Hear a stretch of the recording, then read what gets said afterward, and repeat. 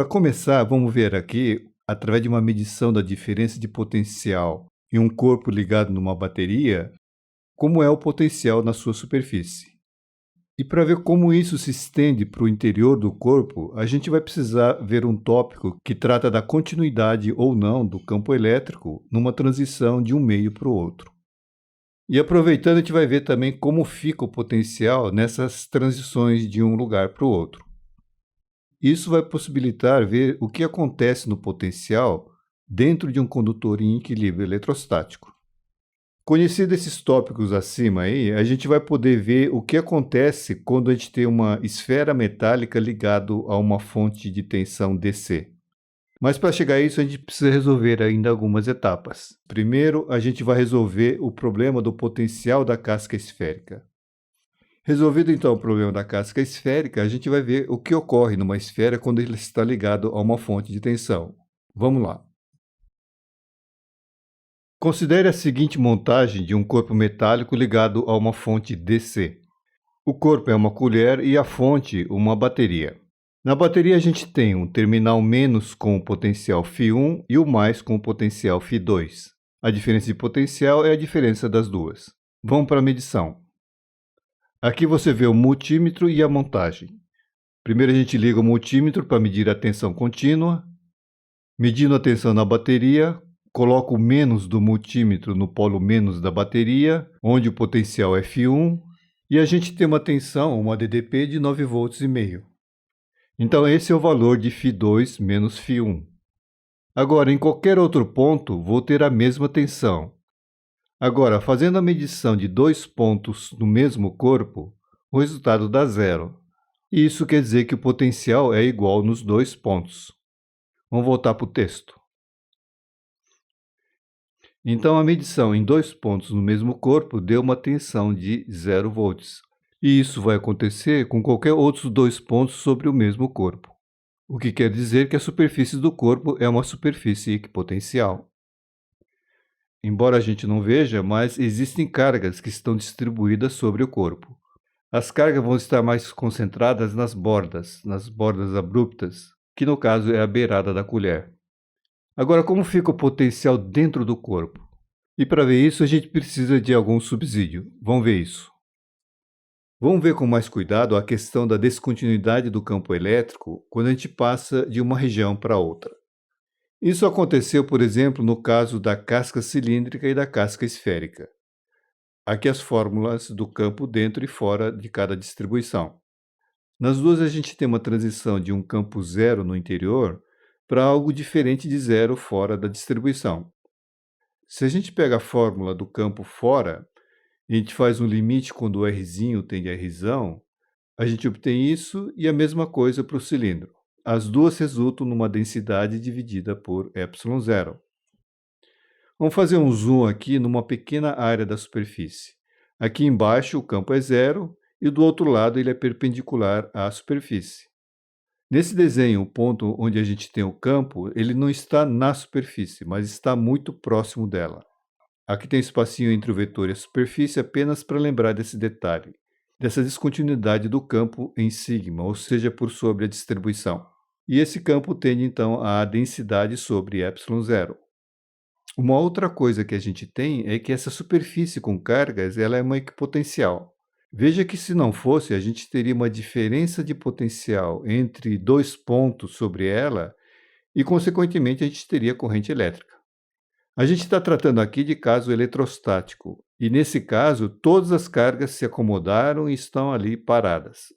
Portanto, a gente não tem corrente, que são cargas em movimento. Agora vamos ver o que as leis do eletromagnetismo que a gente viu até agora, vamos ver o que elas podem dizer a respeito dessa descontinuidade do campo elétrico.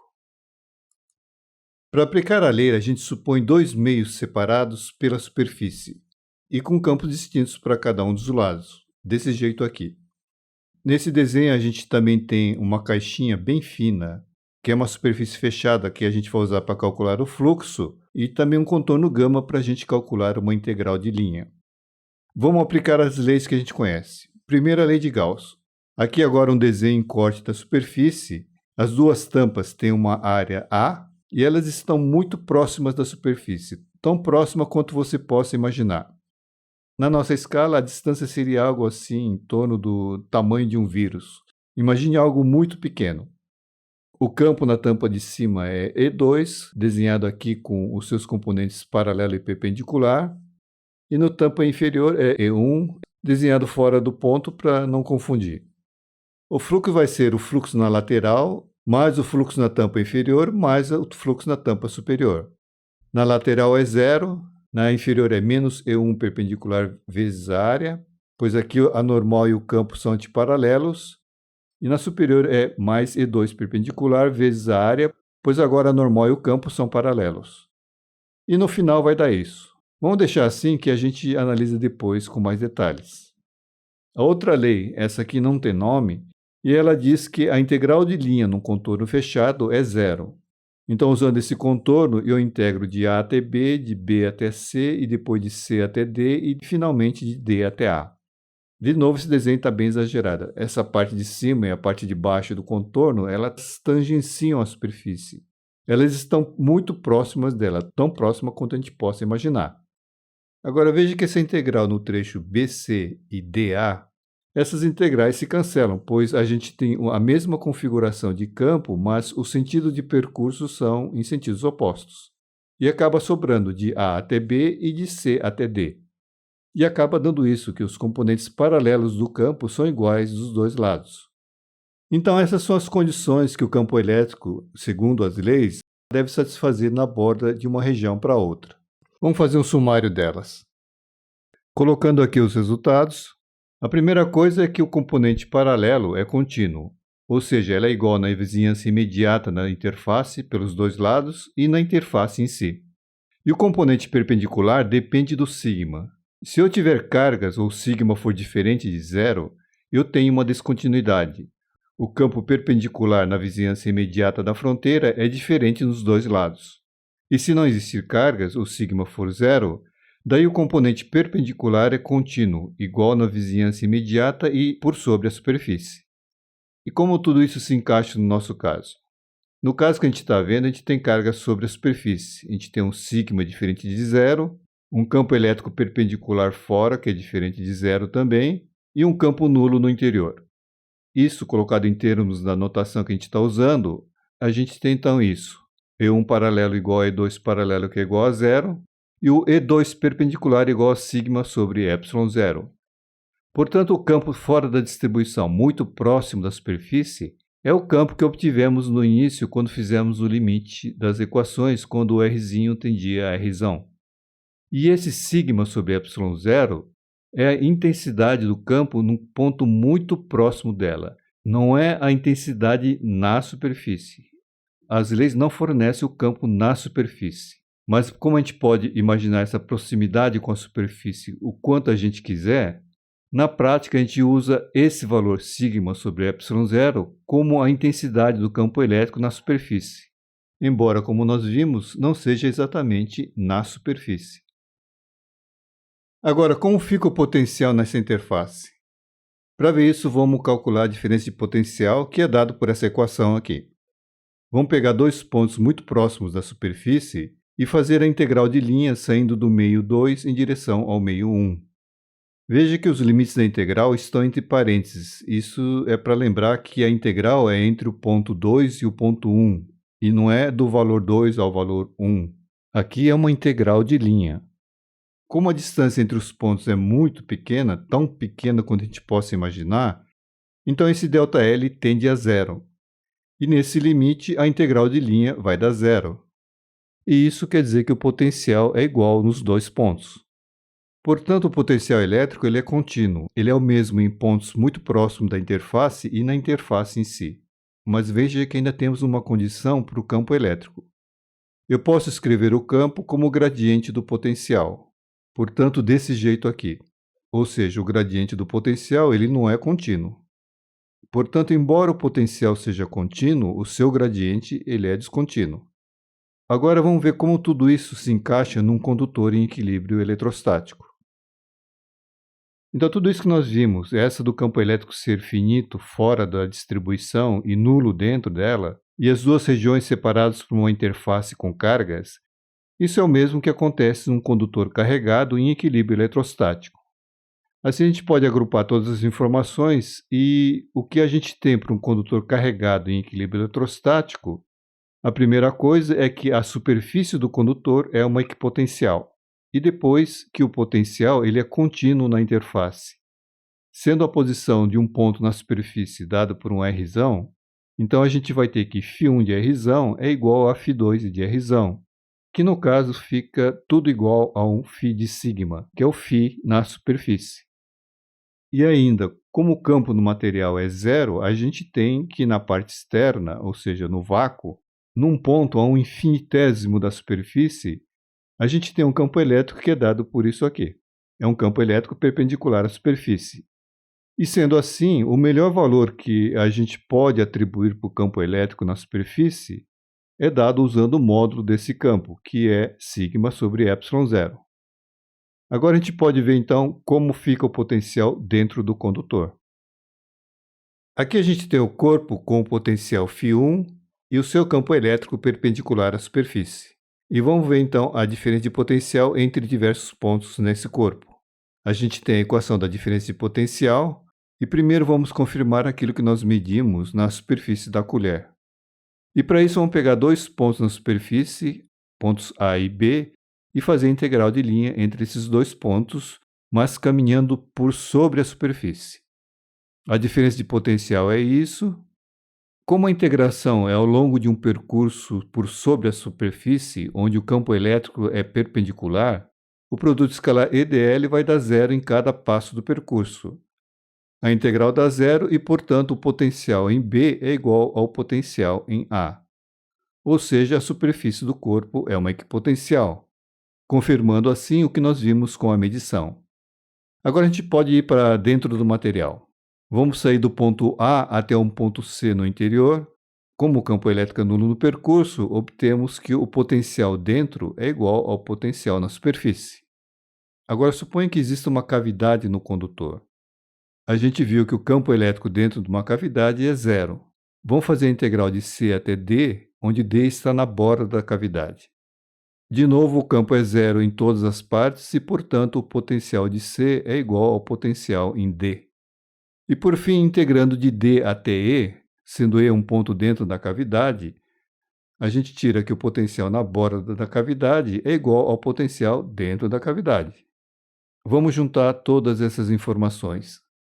Portanto, com a análise que nós fizemos, num condutor em equilíbrio eletrostático, o potencial na superfície é também o potencial em todo o interior do corpo, mesmo numa cavidade que eventualmente possa existir dentro dela. Então, se eu atravessar um eixo X passando por essas partes, eu vou ter do interior até a borda o mesmo potencial que eu tenho na superfície. E se o corpo estiver isolado, esse potencial vai tender a zero à medida que eu me afasto do corpo. Vamos agora determinar o potencial da casca esférica. Uma casca com raio R e uma densidade σ0 constante. A gente sabe como é o campo elétrico da casca e vamos supor isso conhecido. Primeiro vamos determinar o potencial, supondo que no infinito esse potencial é nulo. A gente tem a equação da diferença de potencial e vamos fazer uma integração do infinito até um ponto com coordenada R0. O potencial é zero no infinito. Substituindo a equação do campo elétrico fora da casca, a gente tem isso, que mudando para a coordenada radial R fica desse jeito aqui. Vamos reescrever essa equação usando a carga total da casca. A distribuição de cargas é uniforme, portanto a densidade de cargas é Q dividido pela área da casca esférica. E a gente obtém σ0R2 igual a Q sobre 4π. Substituindo na equação, vai dar kq sobre coordenada r, sendo k igual a 1 sobre 4πε0. Veja que é a mesma equação do potencial para a carga pontual Q. Portanto, o potencial fora da casca é como se toda a carga estivesse concentrada no centro da casca. E como o potencial é contínuo nas bordas, a gente vai ter na superfície da casca o kq sobre Rzão, e isso se estende por todo o interior da casca. Vamos agrupar os resultados. Então, o potencial dentro da esfera é um valor constante, kq sobre Rzão, que também é o potencial na casca em si, e fora dela o potencial diminui com 1 sobre a coordenada radial r. Agora vamos ver o que acontece se, ao invés do potencial zero no infinito, a gente supor que o potencial tem um valor φ0 na casca, exatamente na casca. Se esse φ0 for igual a zero, o potencial então vai ser zero na casca. Então a gente resolve para um caso geral e depois a gente compara com o resultado do item anterior. Agora integramos de r até uma coordenada r0. Fazendo as contas, a gente obtém isso. Generalizando e usando o 4, a gente obtém isso aqui, que é kq sobre r mais uma constante, pois o φ0 menos o kq sobre r é uma constante. O potencial na casca, naturalmente, é φ0, que também vai ser o potencial no interior. Agrupando os resultados, o potencial agora é isso aqui. Vamos escrever aqui o resultado do item anterior, quando a gente usou o potencial no infinito igual a zero. Bom, comparando as duas, o que a gente tem? Nas duas, o potencial para R menor que R, ele assume um valor constante. Assim, o gradiente do potencial, tanto por uma equação quanto pela outra, vai dar zero, ou seja, o campo elétrico é nulo no interior. E isso é coisa que a gente já sabia. Para R maior que R, calculando o gradiente com a equação 9, vai dar o gradiente de kq sobre r mais o gradiente de φ0 menos kq sobre r. E isso tudo é uma constante, e portanto seu gradiente é zero, e vai sobrar apenas o gradiente de kq sobre r. Agora, usando a equação 10, a gente tem o mesmo resultado. Então veja, embora as equações do potencial sejam diferentes, elas representam o mesmo campo elétrico. E para r igual a r, o potencial é contínuo para cada uma delas. Vamos resolver agora um exemplo numérico só para comparar essas duas equações do potencial de uma outra forma. Vamos pegar uma casca esférica com raio de 10 centímetros e carga de 20 nanocoulomb e determinar primeiro a fórmula para o caso do potencial ser zero no infinito e para o caso onde o potencial vale 500 volts sobre a casca. E com essas fórmulas calcular a diferença de potencial entre dois pontos, um a 15 centímetros e o outro a 20 centímetros do centro da casca. E também fazer um gráfico do potencial em função do R. Embora não esteja no enunciado, vamos fazer uma análise também do campo elétrico. Bom, a gente tem a fórmula do campo elétrico, o campo radial, e a intensidade zero no interior e para R maior que R por essa equação. Então, para o campo fora, a gente vai ter, substituindo os valores numéricos, 200 sobre R ao quadrado volt por metro. Agora os potenciais. Com φ no infinito igual a zero, a gente tem isso. Então, para o interior vai dar 2 kV e fora dela vai dar 200 sobre R volt. A diferença de potencial entre o ponto a 15 centímetros e a 20 centímetros vai ser 1000 sobre 3, que é aproximadamente 333 volts. Com o potencial na casca em 500 volts, a gente vai ter, naturalmente, 500 volts para o interior da casca. Vai dar 200 sobre R menos 1500, tudo em volt. A diferença de potencial entre os dois pontos vai dar 1000 sobre 3, que é aproximadamente 333 volts. Portanto, embora as fórmulas do potencial sejam diferentes, quando a gente muda a referência, a gente sai da referência no infinito ser igual a zero para a referência na casca ser igual a 500 volts, essa mudança não implica em nada na diferença de potencial. Agora vamos ver os gráficos. Aqui o gráfico da equação 11, que é a equação do campo elétrico. No interior é zero e fora ele cai com 1 sobre R ao quadrado. Aqui o gráfico do potencial para os dois casos. A curva de cima é para o potencial nulo no infinito e essa em vermelho de 500 volts sobre a casca.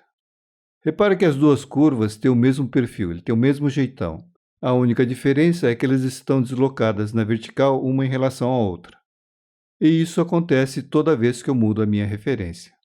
Mudar minha referência significa que nessa equação aqui da diferença de potencial, eu mudo esse φi. Ele pode ser adotado em qualquer local com qualquer valor. E quando a gente faz isso, a gente só provoca um deslocamento na vertical dessa curva aqui. Vamos escrever isso aqui. Então a gente tem o mesmo perfil, ou seja, o mesmo jeitão da curva, e mudando a referência a gente só deslocou essa curva ali na vertical. Para ver a questão da diferença de potencial, vamos expandir esse gráfico. Aqui eu tenho 2 pontos ao longo de R. Usando a curva de cima, eu tenho uma DDP V1 entre esses 2 pontos. Usando a curva de baixo, eu vou ter uma DDP V2. E esse V2 é igual a V1. É meio difícil de ver aqui no desenho, mas a gente viu isso numericamente. Portanto, a diferença de potencial entre os 2 pontos não muda. Agora veja, como o vetor E é menos grade φ, se eu destrincho esse gradiente, eu vou ter que a intensidade ao módulo do vetor E vai ter um dφ dr. Como isso é aproximadamente Δφ sobre ΔR, e isso é igual a φ1 menos φ2 na posição R1 menos na posição R2, eu vou ter, então, a diferença de potencial sobre R1 menos R2. Como o V não muda, o E também não vai mudar. E é isso que nós verificamos. Então, o que efetivamente foi feito? Quando a gente muda a referência, a gente adiciona ou subtrai uma constante na fórmula do potencial, que no caso aqui é kq sobre R. E fazendo isso, naturalmente, eu altero a fórmula do potencial, mas o campo elétrico em si, ele não muda.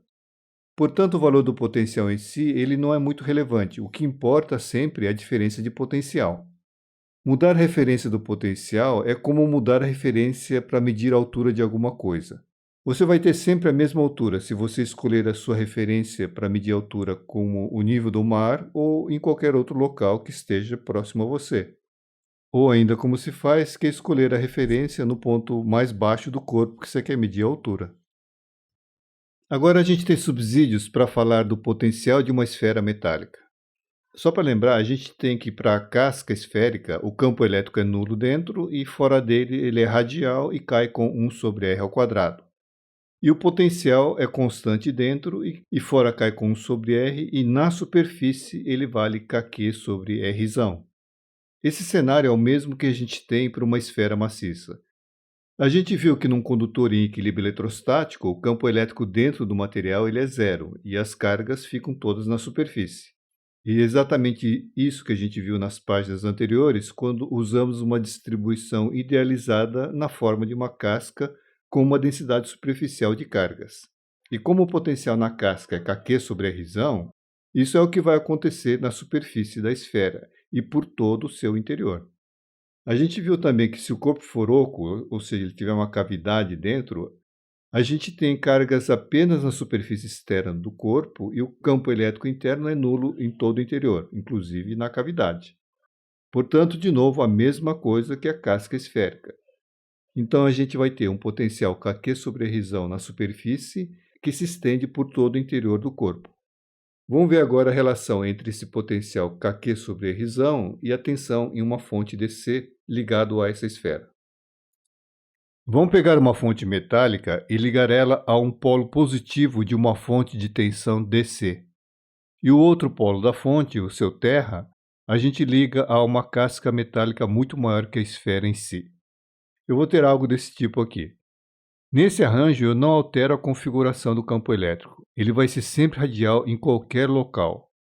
A tensão na fonte, ou a diferença de potencial V da fonte, vai ser a diferença de potencial entre a esfera e essa casca metálica. O potencial da esfera é kq sobre r e da casca maior, que está aterrada, é zero. Portanto, a tensão V vai ser kq sobre r. Essa casca esférica grande é usada para não alterar a configuração das linhas de campos que são radiais, e com isso manter a densidade de cargas uniforme sobre a esfera. Se isso não for relevante, a casca pode ter um raio ligeiramente maior que o raio da esfera. Então eu posso usar também uma caixa metálica, que não precisa necessariamente ser feita com chapas metálicas. Ela pode ser feita com telas metálicas, e quanto menor forem os furos, melhor. E com esse distanciamento maior, a gente pode até usar uma chapa metálica naturalmente maior que o tamanho da esfera. Esses substitutos para a esfera maior, eles não alteram de modo significativo as linhas de campo próximas da esfera. As distorções que vão ocorrer vão estar longe dela e se tornam insignificantes para qualquer fenômeno que a gente esteja estudando que dependa da intensidade do campo elétrico. A gente pode ainda usar como segundo corpo o polo negativo da fonte ou o próprio aterramento da fonte, que vai estar de alguma forma ligado à instalação elétrica que você estiver usando. e isso geralmente está bem longe do corpo. Nesse caso, a esfera pode ser tratada como um corpo isolado. Em suma, em todas essas situações, a tensão na fonte vai ser a tensão na esfera e dada por kq sobre r. Vamos fazer um exercício para ilustrar isso. Vamos pegar uma esfera com raio de 5 centímetros e uma placa distante e ligar os dois a uma fonte DC. Eu vou ter um potencial φ1 na esfera e φ2 igual a zero na placa. Não se pode aumentar a tensão da fonte indefinidamente. Se a tensão for muito alta, o que vai acontecer é que vai desenvolver uma descarga elétrica. E o campo máximo que a gente pode ter na superfície é algo em torno de 30 kV por centímetro. Vamos ver então qual a tensão máxima que a gente pode aplicar e calcular também a densidade de carga máxima e a carga máxima da esfera, quando a gente está nessa tensão limite. A intensidade do campo na superfície é sigma sobre ε0, e sendo EB esse campo máximo, a densidade vai ser o campo multiplicado por ε0. A densidade de cargas é a carga dividida pela área da esfera, que vai dar isso aqui, que em termos de EB vai ficar desse jeito. E o potencial na esfera é o kq sobre r. Escrevendo em termos do campo EB vai ficar desse jeito. Bom, agora vamos fazer as contas. Primeiro converto tudo para o sistema internacional. O campo elétrico EB vai dar 3 vezes 10 a 6 volt por metro. Então a tensão máxima vai ser 150 kV. Essa tensão corresponde a uma densidade de aproximadamente 25 microcoulomb por metro quadrado, que na esfera de raio 5 cm corresponde a uma carga de 0,83 microcoulomb. Vamos comparar essa tensão máxima de 150 kV com os valores que a gente observa em laboratório. Esses estudos em laboratório são geralmente feitos com um arranjo de duas esferas, como essa montagem aqui. As esferas estão ali no centro desse desenho. Embora seja um arranjo diferente daquilo que usamos para resolver o exercício, a tensão de ruptura é mais ou menos próxima. Essa coluna aqui é o espaço vazio entre as esferas, que é o chamado de gap, e é dado aqui em milímetro. E essas outras colunas, a tensão de ruptura para diferentes tamanhos da esfera. Vamos focar nessa de diâmetro 12,5 centímetros, que está próxima do 10 centímetros que usamos para os nossos cálculos. A gente pode pegar essa primeira aqui, onde as esferas estão bem próximas, para calcular o campo elétrico máximo, que dá em torno de 34 kV por centímetro. Aumentando a distância, eu aumento a tensão de ruptura.